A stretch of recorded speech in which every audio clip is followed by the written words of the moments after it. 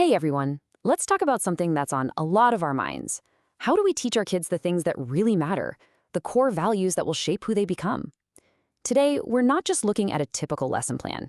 We're actually going to deconstruct a creative blueprint for an animated story.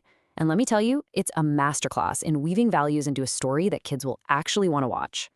I mean, this is the big question, isn't it? We all want to raise kids who are kind, disciplined, curious, but the second it starts to sound like a lecture, you can just see their eyes glaze over. We've all been there. Well, the creative brief we're digging into today has a really simple but powerful answer to that problem.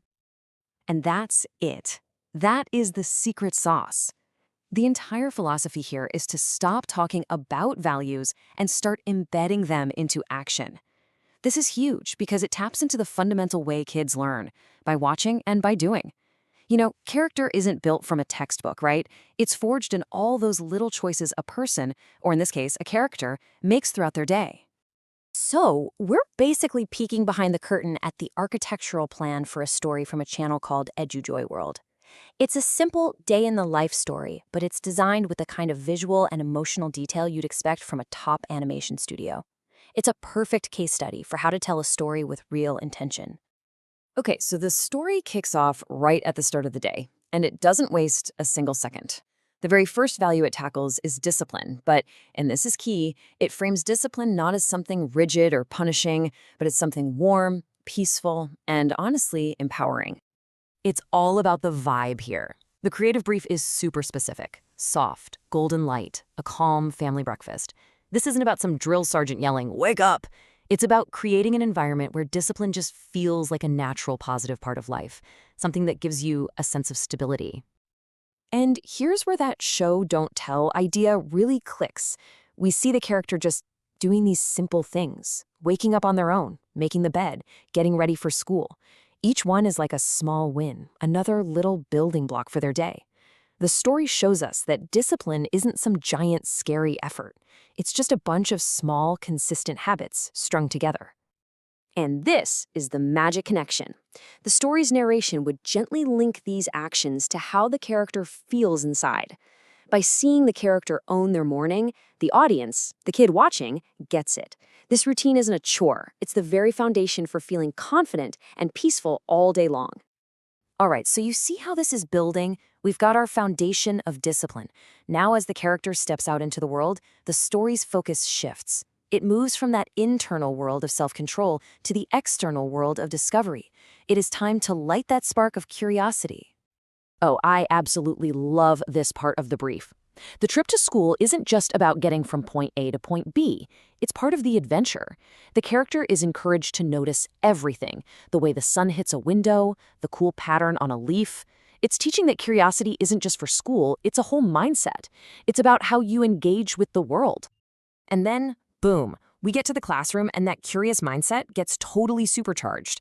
This slide just lays it out perfectly, the old way versus the new way. The blueprint actively avoids boring lectures. Instead, it calls for this vibrant, active classroom full of hands-on experiments, creative projects, and a teacher who loves questions more than just answers. You can see right here what the priorities are. This is a space built for getting involved. A huge chunk is interactive learning and active participation. The teacher's role isn't to just talk at the kids. They're more of a guide, a facilitator. The brief calls for a bright, diverse classroom, making school a place of joy. And that's how you build a real, genuine love of learning. Okay, so we've built the foundation of discipline, we've sparked curiosity, now the story moves into the social world. The afternoon is all about learning kindness and empathy. And guess how? That's right, through action. Just look at these examples. They are so simple, so relatable, and so powerful. The story doesn't have a big monologue about why sharing is important. No, it just shows our character sharing a part of their lunch. It shows them helping a friend who fell down. It makes the idea of kindness real and tangible, something a kid can easily understand and, more importantly, imitate. And this, right here, is the heart of the lesson on emotional intelligence. The story isn't about grand, heroic acts. It focuses on what the brief calls small emotional moments. It gets that real friendship, real community, is built on these tiny, everyday acts of noticing and caring. It's such a beautifully subtle and effective way to teach social skills. So as the day starts to wind down, the blueprint does something really smart. It brings everything together. This wasn't just a random list of good things to do. The story is designed to show how these three big values, discipline, curiosity, and kindness, actually feed and strengthen each other. This timeline just lays out the story's architecture perfectly. See how it flows? You start with the self-respect that comes from discipline. That confidence then frees you up to be curious about the world. And being open and curious naturally helps you connect with other people through kindness. Then, at the end of the day, a little quiet reflection lets it all sink in. It's brilliant. This is the engine driving the entire story. It's a virtuous cycle. The story itself is a perfect model of this idea. One good thing leads to another. Each positive action doesn't just happen on its own. It makes the next positive action easier and more natural. It creates this amazing upward spiral of character growth. What an elegant structure. And here it is, the big takeaway. It's delivered gently, right at the end of the story, only after we've seen it all play out. This is the thesis statement for the whole thing. It connects all the dots, not just for the kid watching, but for the parent sitting right there with them.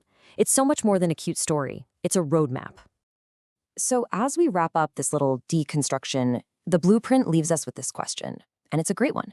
Whether you're telling a bedtime story, designing a lesson plan, or creating something for the whole world to see, this framework is just such a powerful reminder. It all comes back to that very first idea. Don't just tell them, show them. So, what story are you going to